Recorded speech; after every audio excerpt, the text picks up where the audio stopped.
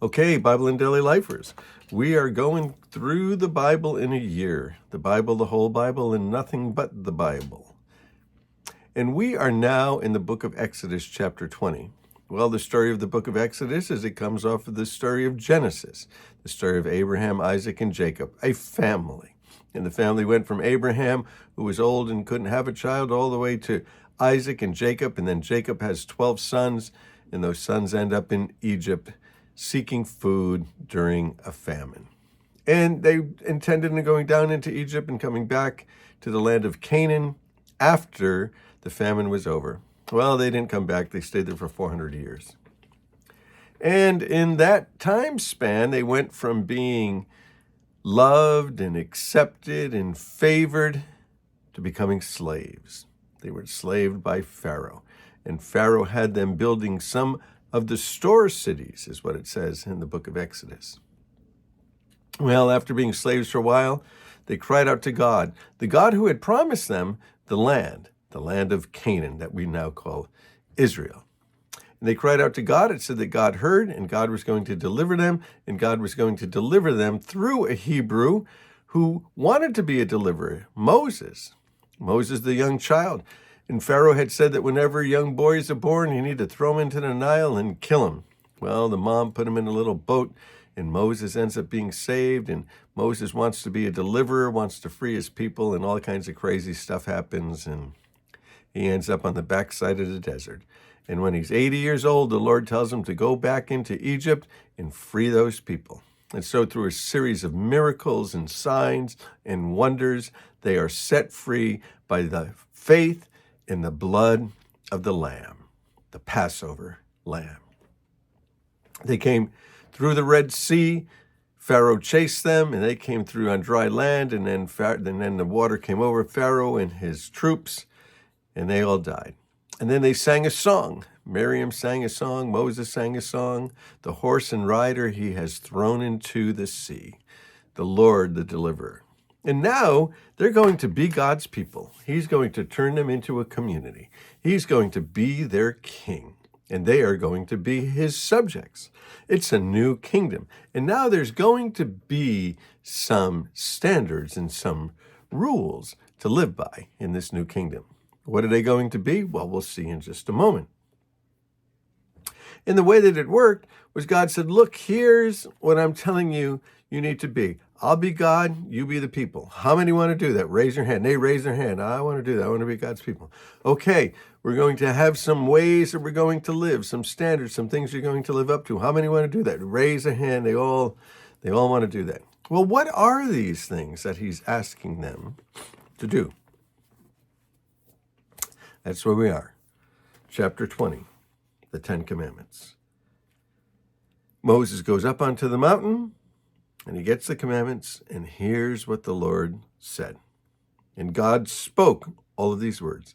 These are God's words. I am the Lord your God, who brought you out of Egypt, out of the land of slavery. There he is. Number one, you shall have no other gods before me. Well, ancient Middle East, there's lots of gods. People worshiped all kinds of things. They worshiped mostly the unknown, the sun, the moon, the stars. Why would you worship the sun, the moon, and the stars? Oh, kind of simple, really. The sun, the moon, and the stars are beyond you and are beyond your reach. And they knew that they were dependent on the sun, right, for their crops and for their livelihoods. They knew that the moon sort of kept time for them. We still use that, not so much as ancient people, but we understand that the moon, the cycle of the moon keeps a calendar for us. It's like a natural calendar in the sky. So knowing that the moon sort of marks out your months and marks out your years, maybe you want to be nice to the moon or worship the moon or give some glory to the moon who might actually hold the number of days in the moon's hands, whatever it is that's going on up there in that moon. The stars, something you can't reach, something that are bright, magnificent. What's up there? Who are they? What are they doing?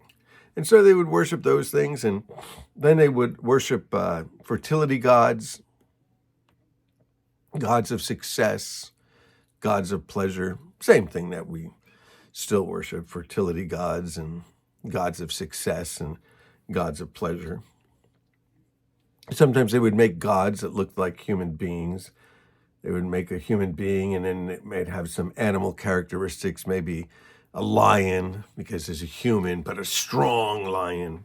So anyway, you're not supposed to have any other gods. This is the true and the living God, the creator, the maker of heaven and earth. And Paul and others will say in the New Testament that there are dumb idols. Now, that doesn't mean that, like, oh, you're dumb.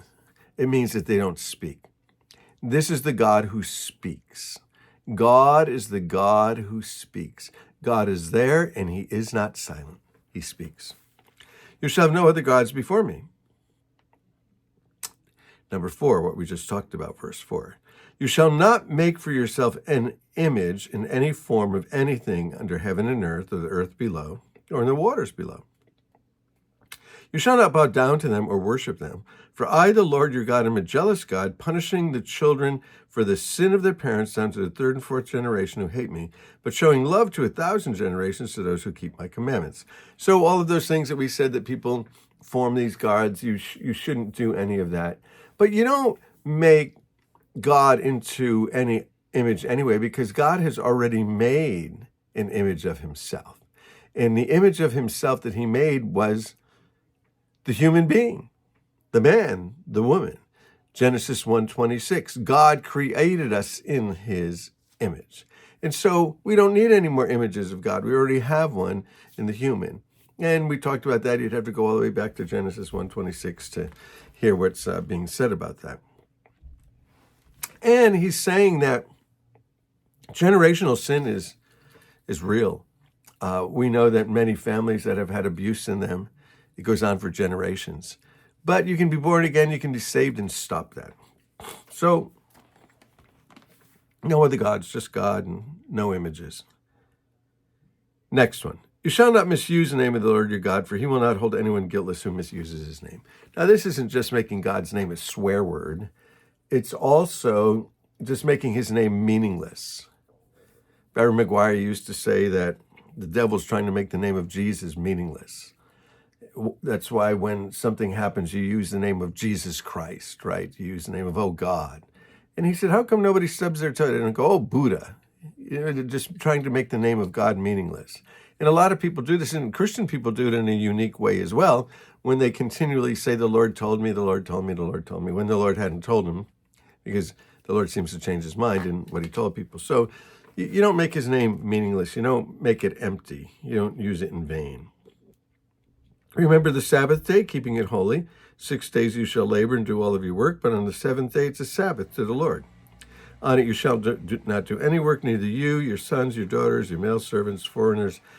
For in 6 days the Lord made the heavens and the earth, the sea and all that's in them, and he rested on the 7th day. Therefore the Lord blessed the Sabbath and made it holy. This is the thing that God said was a covenant between him and Israel, and it showed that Israel was different. They were his people, because in the ancient world, people worked 365 days a year all of their life. And these people, every 7 days, they were taking a day off. That made them unique. That made them different. It set them apart. There's some amazing things that happen with this idea of a Sabbath, and one of the things of a Sabbath when you're not doing anything, the only thing you can do is sit around your house and look at each other. Well, what a way to keep the family together. Once a week, we just sit around the house and look at each other. And then do things, right? Play board games, talk, find out what's going on. Honor your father and mother so that you may live long in the land that the Lord is giving you. Some people say, well, I can't honor my mother and father. They were terrible. Well, yes, I'll tell you one way that you can honor your mother and father is by honoring them. All right, so they were terrible. Well, honor them. They were your mother and father. Just give them honor. What do you have to give them honor about? They gave you life. So honor your father and mother, and you'll have long life. So you shall not murder. Some translations say you shall not kill, but it's really murder. It's to premeditate killing somebody. You shall not commit adultery. You shall not steal. Next one. You shall not give false testimony. You shall not covet your neighbor's house. You shall not covet your neighbor's wife, nor his male servant, nor his ox, nor his donkey, or anything that belongs to him. Well, I think I have achieved that. I have never, ever coveted somebody's ox or their donkey. Probably translates into car or transportation, right? So it's 2 tablets. On the first tablet, it's all about loving God and your relationship with God. Second tablet, it's all about people. Love God, love people. Tablet 1, love God. Tablet 2, love people. Now, there's one that connects them, and the one that connects them is the Sabbath day. And so you're supposed to enjoy life on the Sabbath day. You're supposed to enjoy life. So I think that, while a lot of people say it's love God and love people, I think the connecting one is love life. And I think that what the 10 Commandments are telling us, love God, love people, love life. So that's what I would encourage us all to do. Love God, love people, love life. We'll continue on through the book of Exodus. Hey, bless you guys. Love you.